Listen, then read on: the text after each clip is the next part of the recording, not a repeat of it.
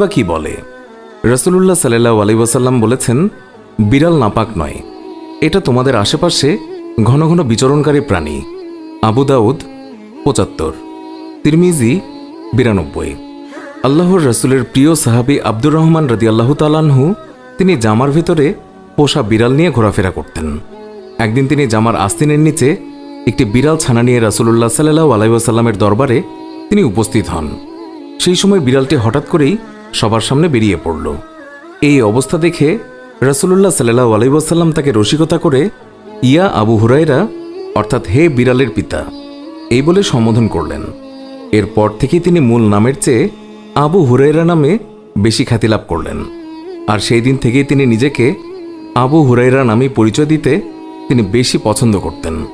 আল্লাহর রাসূল সাল্লাল্লাহু আলাইহি ওয়াসাল্লাম তিনি যখন ওযু করতেন তখন নিজের ওযুর পাত্র থেকে বিড়ালকে পানি